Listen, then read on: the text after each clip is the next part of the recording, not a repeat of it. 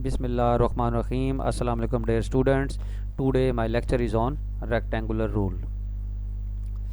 जब हम किसी भी फंक्शन को इंटीग्रेट करते हैं किसी भी इंटरवल में, अगर वो एनालिटिकली मेथड से सॉल्व हो जाए तो देन हम उसको सॉल्व कर लेते हैं। अगर कोई भी इंटीग्रैंड है, अगर वो कॉम्प्लिकेटेड फंक्शंस है, अगर वो इंटीग्रेट नहीं हो सकता एनालिटिकली, तो हम उसको फिर न्यूमेरिकली सॉल्व करते हैं। तो न्यूमेरिकली सॉल्व करने के लिए हमारे पास ये पहला मेथड है रेक्टेंगुलर मेथड। तो इसमें हम क्या करेंगे, हम कंसीडर करेंगे integral is of the form a to b fx, यानी आपके पास इंटेग्रल जो है वो इस फॉर्म का होगा कि आपने इस फंक्शन को इंटीग्रेट करना है over the interval a to b। तो आप क्या करेंगे, आपने इसका ग्राफ बनाया, यानी y is equal to f x जो फंक्शन है इसका आपने ग्राफ ड्रा किया फ्रॉम a to b। और सिंस हम जानते हैं a to b f x जब किसी भी फंक्शन को इंटीग्रेट करते हैं किसी भी इंटरवल में, तो वो आपको उस इंटरवल में उस फंक्शन के अंदर जो भी एरिया आ रहा होता है वो कैलकुलेट हो जाता है। तो we approximate the area with collection of the rectangles, क्योंकि रेक्टेंगुलर रूल पढ़ रहे हैं तो हम रेक्टेंगल्स की मदद से करेंगे। तो उन्होंने क्या किया, देखें ये ग्राफ बनाया y is equal to f x.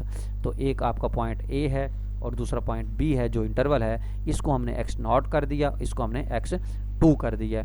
तो हमने उसका एक मिड पॉइंट ले लिया, यानी दरमियान में एक पॉइंट ले लिया x1, ये एनी पॉइंट है इंटरवल का।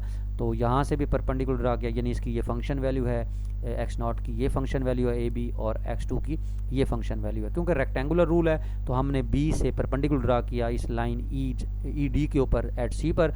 इसी तरीके से e से भी परपेंडिकुलर ड्रा किया इस लाइन एफ जी के ऊपर एट पॉइंट f पर। तो ये दो रेक्टेंगल्स बन गई।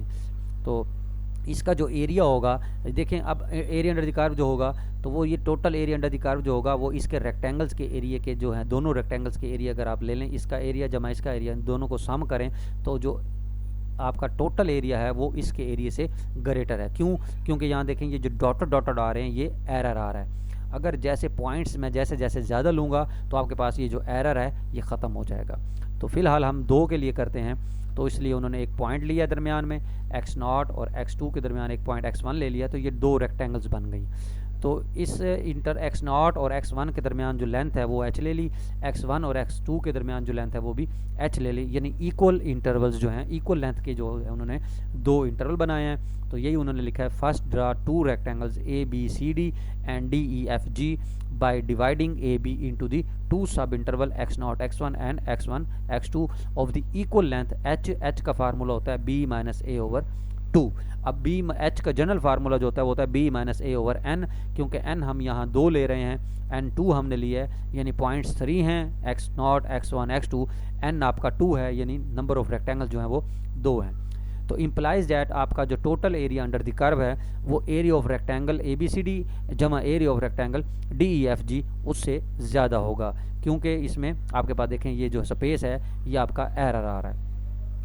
अब एरिया ऑफ रेक्टेंगल जब ए बी सी डी निकालेंगे तो ये कैलकुलेट किसके बराबर होगा, ये होगा h, यानी लेंथ को विड्थ से मल्टीप्लाई कर देते हैं। तो ये एफ एक्स नॉट आपके पास फंक्शन वैल्यू है, यानी a से लेकर b तक ये एफ एक्स नॉट है, और आपके पास लेंथ जो है इंटरवल की वो आपके पास h है, तो ये आपके पास आएगा area h F x not. जब आप दूसरी रेक्टेंगल का एरिया कैलकुलेट करेंगे तो उसके पास आएगा h विड्थ और लेंथ आपके पास है एफ एक्स वन, तो ये बनेगा h into f x one. तो यहाँ से h कॉमन आएगा, तो ये आपके पास अप्रोक्सीमेट एरिया जो है 2 रेक्टेंगल्स का ये कैलकुलेट हो गया। इसी तरीके से अब हम करते हैं if number of rectangles are 4, यानी अगर हम नंबर ऑफ रेक्टेंगल्स को बढ़ा देते हैं, यानी 4 रेक्टेंगल्स अगर बना दें तो उसमें आपको ज़ाहिर बात है पॉइंट्स जो हैं वो 5 होंगे टोटल। तो आपको 2 पॉइंट्स तो एंड्स दिए हुए हैं, तो आपको 3 पॉइंट्स दरमियान में और लेने पड़ेंगे, x1 x2 और x3 इक्वल लेंथ्स के। और आपके जो इंटरवल्स बने वो बने x0 से x1, x2 से x2, x2 से x3, x3 से x4 और उसी तरीके से। तो ये आपने सब इंटरवल बनाए, तो उसके h क्या होगा, वो b minus a over n, n आपका 4 है तो ये 4 हो जाएगा। तो अब इसमें देखें उसी फार्मूले के मुताबिक आपके पास जो पहली रेक्टेंगल का जो एरिया आएगा वो आएगा h into f x naught, दूसरी का आएगा h into f x one, तीसरी का आएगा h into f x two, और चौथी का आएगा h into f x three. तो ये आपके पास 4 रेक्टेंगल्स का जो एरिया आया है, तो आपके पास ये अप्रोक्सीमेट जो फार्मूला बना है वो ये बन गया। यानी अगर हमने n को 4 लिया है तो आपके पास h देखें कॉमन आया, f x naught, f x one, f x two, f x three. Previous में देखा था जब हमने उसमें जब हमने n को 2 लिया था तो h into f x not था और h इंटू एफ एक्स 1 था, तो n 2 था, क्योंकि यहाँ n 4 है तो 3 तक आया। इसी तरीके से अगर हम नंबर ऑफ रेक्टेंगल्स को इंक्रीज़ करते जाएंगे, जैसे जैसे नंबर ऑफ रेक्टेंगल्स को इंक्रीज़ करेंगे तो आपका रिजल्ट जो है, आपका जो एरिया है वो एग्जैक्ट एरिया के क्लोज हो जाएगा। तो इन जनरल देखें, अगर हमने 4 रेक्टेंगल्स ली थी तो आपका x3 तक हुआ है। अगर हम इन जनरल n रेक्टेंगल्स लें तो आपकी जो फंक्शन वैल्यू है वो एफ एक्स एन माइनस 1 तक एक्सपैंड होगी। तो इसका मतलब है आपका जो जनरल फार्मूला बनेगा a to b f x d x approximate equal to h f x naught plus f x one plus f x two and so on plus f x n minus 1, और आपके पास जो h होता है वो b minus ए over n होगा। तो ये which is called rectangular rule. तो नेक्स्ट हम इंशाल्लाह इसके प्रॉब्लम्स को डिस्कस करेंगे। तो ये फार्मूला क्या कहलाता है? Rectangular rule.